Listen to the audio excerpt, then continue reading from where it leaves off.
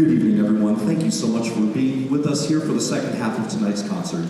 The Purdue Symphonic Band has prepared a selection of music that centers around reasons why we gather together. If you look at your program notes, if you're able to read those, you'll see some specific details provided by the composers and publishers. Tonight, for example, at one of our gatherings, we're gathered together to share in these musical achievements of all of these amazing students, to be entertained, to be inspired, and maybe just a little bit of education along the way. In that first piece, The Red Machine by Peter Graham, we know how important it is that we gather to perpetuate important traditions. That was written for and in celebration of the band of the Coldstream Guards, the group that's largely responsible for performing the changing of the guard ceremonies at Buckingham Palace. And there's something really special about observing these ceremonies that have been taking place for centuries and feeling that sense of continuity and connection with those who have witnessed these events over the years. Our next gathering is one of celebration, the kind of celebration that often begins with, "Dearly beloved, we are gathered today." It's a gathering of joy that carries deep personal meaning, whether that ceremony is held in a place of worship, in a banquet hall, or in this case, on a medical plane, on the tarmac at an airport in Maryland, celebrating a union that would eventually lead to marriage equality throughout the United States. The musical staple of many weddings, Pachelbel's Canon in D, is the foundational element here, and some effervescent champagne bubbles surround the celebration of a love that carries meaning far beyond "till death do us part." This is John and Jim by Viet.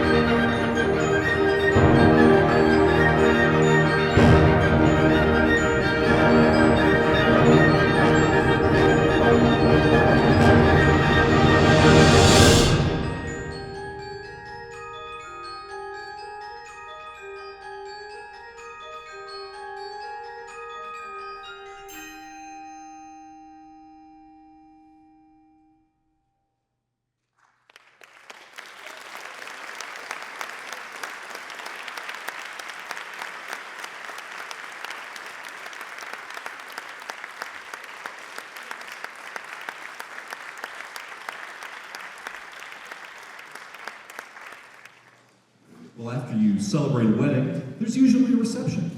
And in most wedding receptions, there's going to be a pretty active dance floor.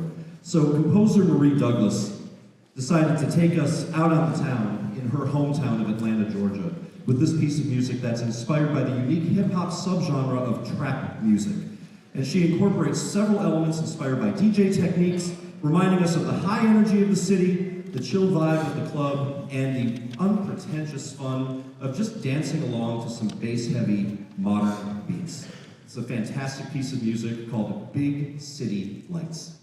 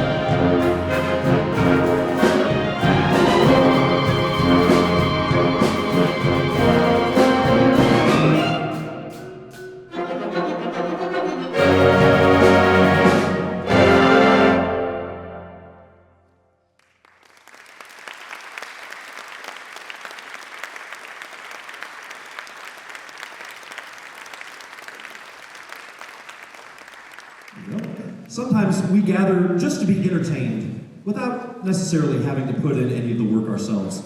And especially true in an era before movie theaters, people gathered in much greater numbers for live entertainment.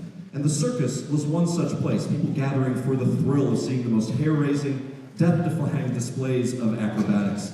Now, the music that accompanies a visit to the circus is absolutely central to the experience. The great march composer Karl wrote this next piece after he won a position as a baritone player in the band of the famous Barnum and Bailey's Greatest Show on Earth. This march actually became his most significant contribution to circus music, and his musical achievements actually led him to take over the band's direction less than a decade later. And I should also point out another gathering that this piece celebrates, and that's one that usually involves blowing out candles and making a wish. I didn't actually realize this until a few days ago. I wish I could claim credit for this, but today is actually Karl King's birthday. So happy 136th, and please enjoy the Birthday Boys' most famous march, Barnum and Bailey's favorite.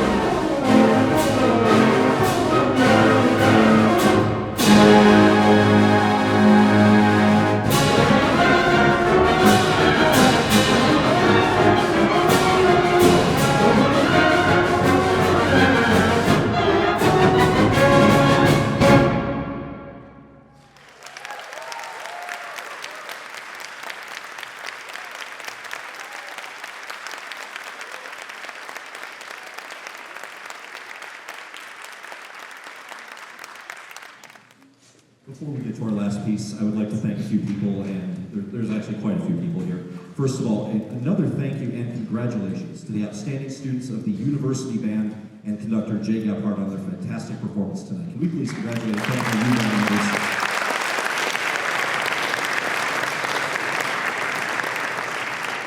I'd also like to thank the staff of the Long Center for the Performing Arts for their work in maintaining this beautiful venue and supporting us on so many of these concert weekends. Big thank you to the Brothers of Kappa Kappa Psi for their stage crew work, and to the Sisters of Tau Beta Sigma for their program assistance. Big thank you to my colleagues in Purdue bands and orchestras for their assistance during our sound checks today. Our multimedia designer Hamza Nasir for capturing the audio and video of tonight's performance. A big thank you to Ben Forster joining us on string bass to support the band here today. And a thank you to Dr. Pamela Nave for all the continued work in coordinating everything with our percussion program. Can you please join me in thanking all these incredible people?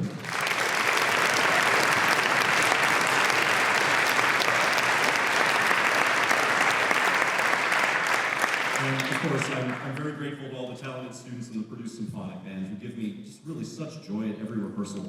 I'm always a little bit sad after these concerts because we get to move away from some great music, but I'm also excited on Tuesday to begin work on all of our material for our next concert.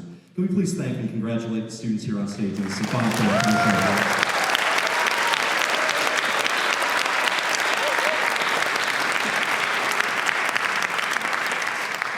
As Professor Gephardt shared with you, this is only the halfway point of our Windworks concert series. Tomorrow at 2:30, we get to hear from Collegiate Band 2, Varsity Band, and the Concert Band, and then we'll conclude this weekend of concerts with a 7 p.m. performance tomorrow by the Purdue Wind Ensemble. Both those concerts are here at the Long Center, again, free and open to the public. So we hope to see you gather back here at the Long Center for another continuation of some wonderful music.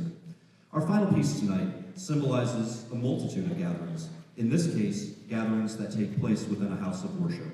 A church like Mother Emanuel, the oldest black church in the southern United States, should be a sanctuary, safe from violence. But on June 17, 2025, that church became a place of terror as a white supremacist opened fire following a Bible study, killing 9 members of the church, including 4 pastors. This composition depicts the horror of this violent act, the shocked gathering of the church's surviving members, and a steadfast commitment to carry on the work of eradicating the senseless racism that led to this tragedy.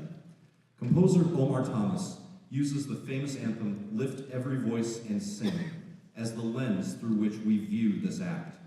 While I know this is heavy material for our closing selection, it does remind us that not all of our gatherings are for joyous reasons. But even in the saddest moments, when we join in community, there's always an opportunity to work toward a better future for all. Thomas closes this piece with that very uplifting challenge as a reminder to heed the famous words from the first verse of that hymn.